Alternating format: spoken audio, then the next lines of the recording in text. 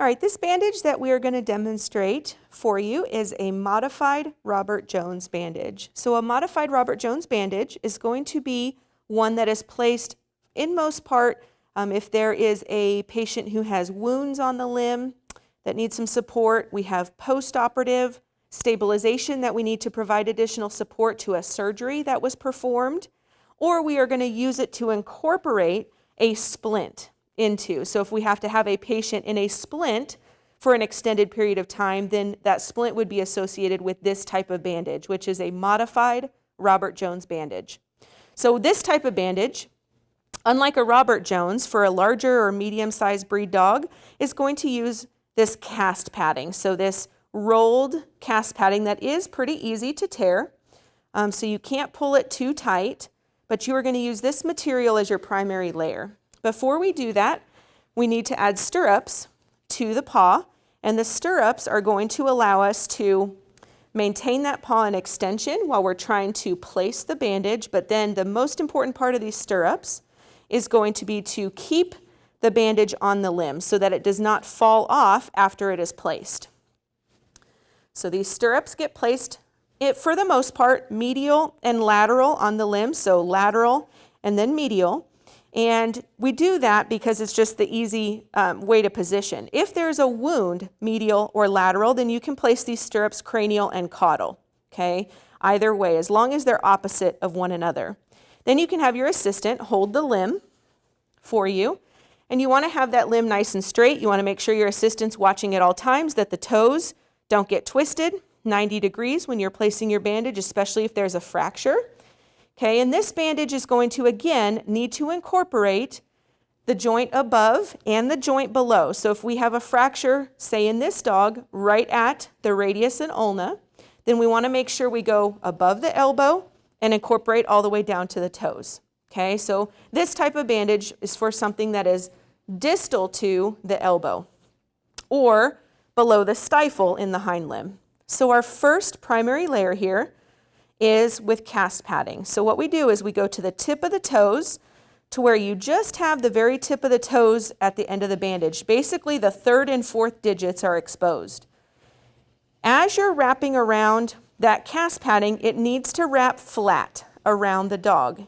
Okay, in order to do that, you have the cast padding opened a little bit and you lay it flat on the dog, then start to roll. If you have it flipped the wrong way, when you lay it flat, you've got to roll it farther to get rid of this gap that's going to be living in this area. You don't want that gap, so you have to make sure that that cast padding is laying flat.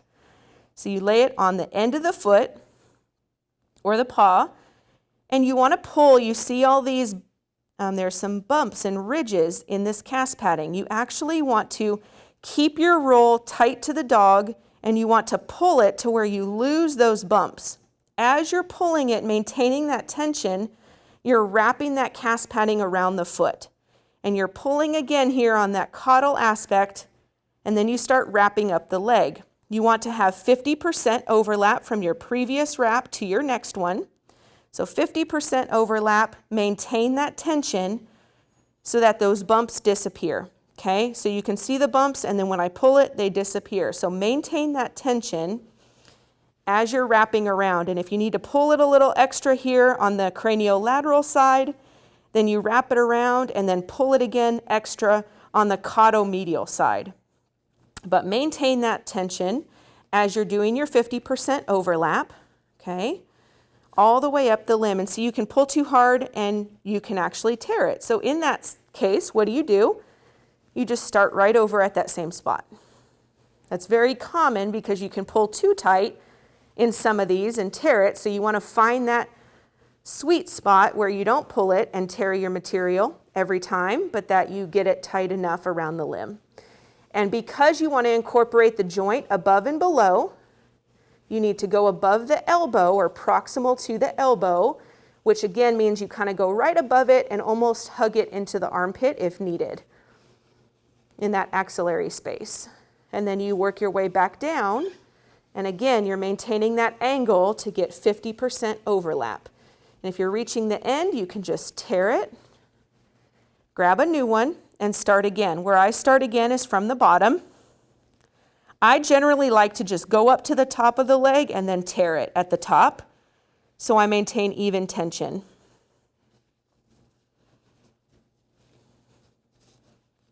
And even spacing too, to make sure you have your bandage, all the layer is nice and even. You don't bulk it up too much in one spot and not enough in the other. So as you're wrapping up, I'm maintaining that tension almost to the point where it's tearing. Okay, and then I'm tearing it off. Then I can come back down to the bottom or distal on that limb. And again, my assistant's holding it so those toes aren't twisting 90 degrees. They're staying in their appropriate position.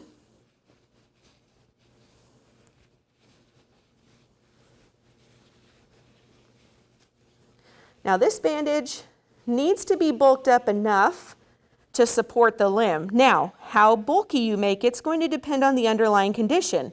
You may just have some skin wounds, that you're dealing with open wound management. You may only need 2 or 3 layers of this. If you have an orthopedic condition that you're going to put a splint on, you may want 4 to 5 layers of this. You need it to be bulked up enough so that you provide that support to that limb, okay? So 2 to 3 layers or maybe 4 to 5, depending on what you're using this for. So I'm going to do 1 layer just so you get to see. This is my 4th time up the leg, and you can see it doesn't look that bulky compared to a regular Robert Jones bandage, which uses cast padding and is about 3 times this size. Okay, so you get your bandage on like so.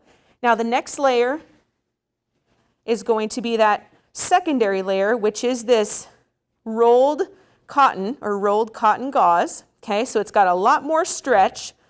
So you want to use this layer to compress down that material. So again, we start at the toes, okay, right at that same level, at the digits, and I give a little bit of a pull as I'm wrapping around cranial and wrapping medial. I give some tension on it, I maintain that tension, and then I pull it tight again on that caudal side. And then I maintain that tension and give a little tug, wrap it around, and give a tug. So I'm tugging on kind of craniolateral and caudomedial to maintain that tension and snug down that cast padding so it's not too loose on the leg, okay? But I don't crank it so tight that I'm cutting off circulation on the limb. I just give a nice gentle tug, and again on the other side to maintain even tension across the bandage, okay? It's going to cinch that bandage down some, and you can see how it looks even smaller, which drives home the point that you need to have it bulky enough depending on what you're using this for. And I'm just working my way back down since I have extra so it doesn't go to waste. And I will just work my way right back down till the end and let it conform. Now, before we put our final layer on, okay, we have to take our tape stirrups. And our tape stirrups, we fold it at the ends so that we can access them and they don't stick together. Then we can very easily pull the tape apart. The other thing you can do is put a popsicle stick in. So if I took my finger to act like a popsicle stick, you could put a popsicle stick between, and then you would just pull the tape off the popsicle stick. So either way, whether you fold the ends or use a popsicle stick. So now you take your tape and you turn it 180 degrees so that the sticky part can then be put onto the bandage, okay? And stick onto the bandage. Same thing. You turn it 90 degrees on the medial side and you stick it to the bandage. Okay, if you take a look, I'm going to bend this bandage so you can see just the central 2 digits, digit 3 and digit 4, are sticking out, okay? They're not massively sticking out. You want the bandage to go all the way to the end so you have even compression all the way across. Okay, so just the tip of the digits are sticking out. That's how we want it. Now, you have your final layer, which is vet wrap. Vet wrap here, okay, comes, if you look at the difference between these two, okay, it comes very tightly wound. So it comes very tightly on the roll, like you see that I'm pointing to here. When you unroll it on the dog, you can cause that bandage to become too tight, okay, if you're not cautious. So what we like to do is actually take this roll and by ourselves unroll it, okay, and then very quickly just let it roll right back on itself.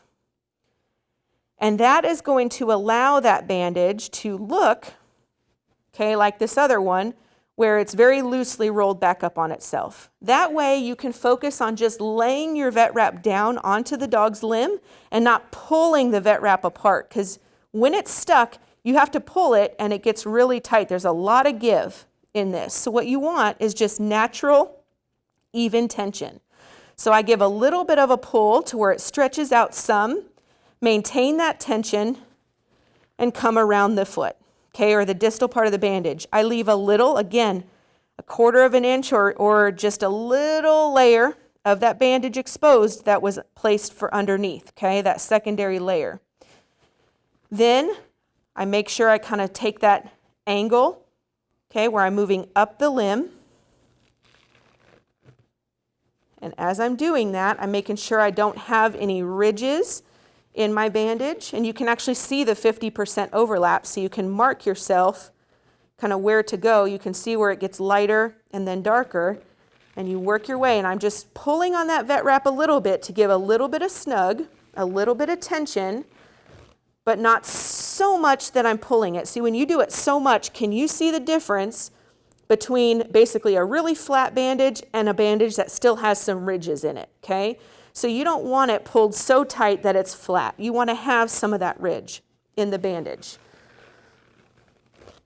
Okay, so we work our way up the limb, and again, just like distally, we keep a little layer of that primary and secondary exposed. You do not put the vet wrap beyond, because then it can cinch down onto the leg. So you leave a little bit exposed, okay, at the proximal edge of that bandage. When you get done, then you can take your scissors